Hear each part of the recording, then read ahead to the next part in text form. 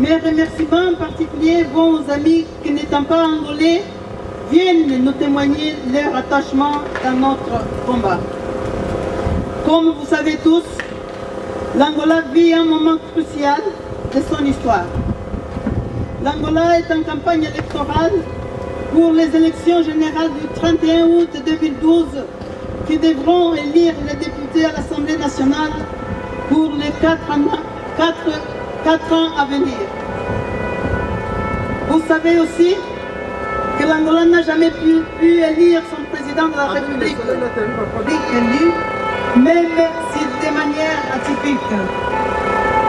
Ce que nous cherchons à mettre fin, c'est bien un régime dictatorial dirigé par ce monsieur, un régime des plus corrompus de la planète, un régime qui n'est là que pour enrichir une petite élite composée par les membres du clan du Santos et ses amis. Sinon, voyons, l'Angola, pays indépendant depuis 37 ans, l'Angola, ce deuxième producteur du pétrole au sud du Sahara et deuxième exportateur de diamants de l'Afrique sous-saharienne, l'Angola, possédant des gisements de cuivre, de manganèse, des phosphates, etc., l'Angola, avec une terre si fertile et une population travailleuse, c'est aujourd'hui un pays où on parle trop d'une grande croissance économique, mais où on trouve aussi une population exsangue qui croupisse dans la plus grande misère. Une population qui manque d'eau potable, une population qui ne connaît pas encore les bénéfices de l'énergie électrique,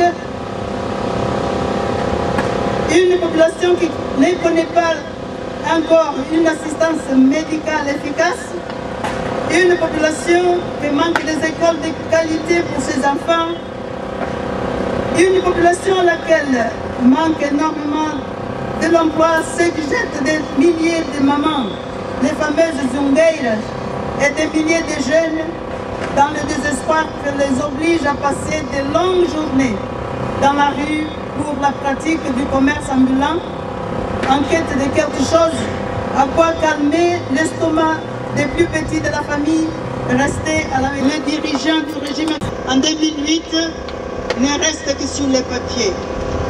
Rien n'a été fait pendant ces 4 dernières années. Au contraire, la souffrance des Angolais a augmenté.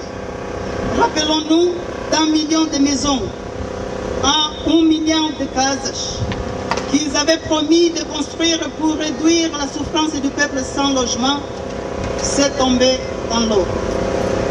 Les grands immeubles qu'ils ont construits sont vides ou occupés par les proches de la nomenclature ou des sociétés étrangères, car ce sont les seuls qui possèdent des moyens financiers pour y accéder.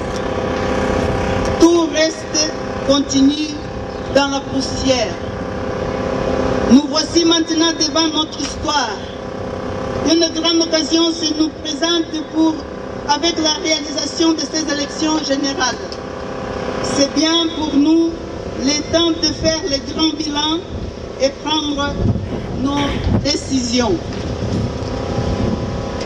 En Angola, nous avons besoin d'un gouvernement qui protège son peuple, qui lutte pour le bien-être de ses citoyens, qui veut le développement et le progrès pour son peuple.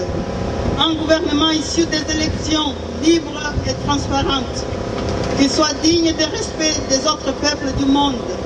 C'est bien le type de gouvernement que l'UNITA préconise pour l'Angola. Mais le terrain n'est pas sans problème. Nous constatons avec préoccupation que malheureusement les leaders du régime actuel de notre pays continuent à violer les droits de l'homme et à manifester leur claire allergie à la démocratie. Cela est bien démontré par plusieurs violations dont a fait l'objet les procès électoraux tout au long de son parcours, ainsi que plusieurs manœuvres qui soulèvent beaucoup d'interrogations, comme par exemple le manque de transparence dans l'organisation des élections du 31 août 2012. Le manque de listes électoraux à quelques jours de l'élection, en violation de la disposition légale qui établit sa publication 30 jours avant la votation, permettant la correction des possibles erreurs. La découverte d'une liste de 1704 citoyens du Katanga résidant dans le village angolais de Tchamba dans la province de Lunda Nord est enregistrée par la CNE comme électeur sans aucune preuve de citoyenneté angolaise. La découverte de l'exclusion du découpage électoral des villages entiers, comme c'est le cas de Sachimika, Legria, Gongo, Nguli, Muleleno, Amushiko. L'existence à Luanda de plaintes d'électeurs qui, composant correctement leurs identifiants, reçoivent des réponses du système de la CNE comme qu'ils ne sont pas sur les listes électorales, comme c'est le cas de M. Adalberto da Costa Júnior, un cadre dirigeant de l'UNITA, parmi d'autres. L'existence d'1,5 million de cartes électorales non distribuées, ce qui signifie la présence d'1,5 million d'électeurs sans possibilité de voter. La découverte dans les cahiers électoraux de la province de Mushiko de l'existence de plus de 70% d'électeurs qui devraient voter hors leur commune que se trouve à 300 km de distance.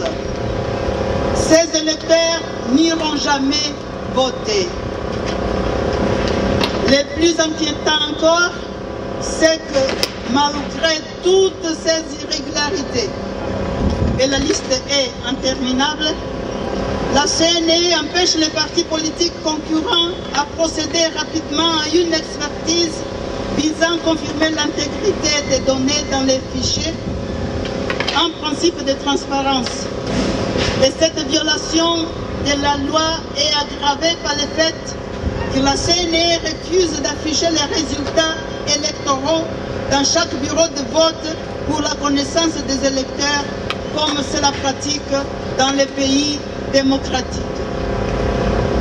Chers compatriotes, chers amis, nous sommes là aujourd'hui pour dire que nous avons compris que la MPLA, qui pendant 37 ans a essayé de tout voler des Angolais, n'a plus rien à nous offrir. Nous avons compris le message et cela suffit. Nous voulons le changement car il était temps de changer ce gouvernement. Nous ne voulons plus ceux qui veulent se perpétuer au pouvoir sans respecter la volonté du peuple qui réclame gouverner. C'est pourquoi cet après-midi, nous voulons dire à nos compatriotes et au monde entier que nous avons fait notre choix. Notre choix, c'est le changement sans tarder. Nous savons, chers compatriotes et amis, que la diaspora angolaise officiellement ne participe pas au vote du 31-8-12. Cependant, nous avons nos connexions au pays. Nous avons nos amis. Nous avons plusieurs membres de nos familles, enfin nos connaissances. C'est donc notre devoir de les appeler pour les encourager de voter l'UNITA, sans peur car le vote doit être libre. Il faut leur dire que le vote est et il doit être secret. Il faut leur dire que les choses doivent changer et c'est maintenant que les Angolais ont l'opportunité de le faire. Il faut leur rappeler que l'effort du régime, c'est bien la fraude. C'est au moment des élections seules que nous avons cette occasion pour nous prononcer contre cette dictature. Après les élections, il sera trop tard. Il faut aussi les encourager à dénoncer et à être vigilants pour éviter que personne ne vole les urnes ou ne change les résultats. Mesdames, Messieurs, chers amis, nous sommes ici pour exprimer notre solidarité avec tous nos frères amis et compatriotes, que tant à Luanda comme à Lubangu, à Kwitu comme à Malange, partout en Angola, à ce moment même, marche aussi contre les irrégularités et la mauvaise prestation de la Commission nationale électorale qui veut se soumettre aux caprices de la dictature. Contre l'opacité de la CNE, nous voulons crier haut et fort que nous voulons une CNE qui ne soit pas otage du dictateur du Santosh et qui fasse son travail tout en respectant strictement les lois de la République. Pour le respect de la volonté du peuple angolais, dans les urnes, vive la transparence! Viva! Vive l'indépendance de la CNE! Viva! Tous unis pour le changement, vive l'Angola! Viva! Vive l'UNITA! Viva!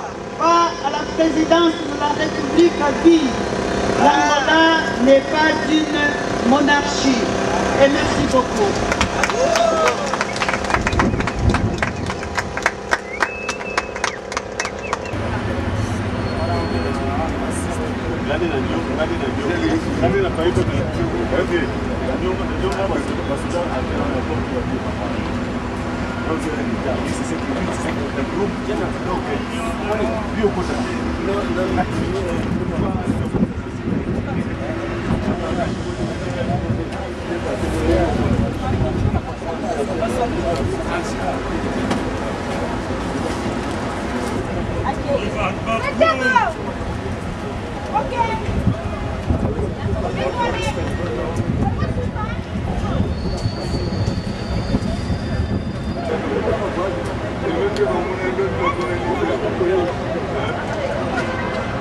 Bien.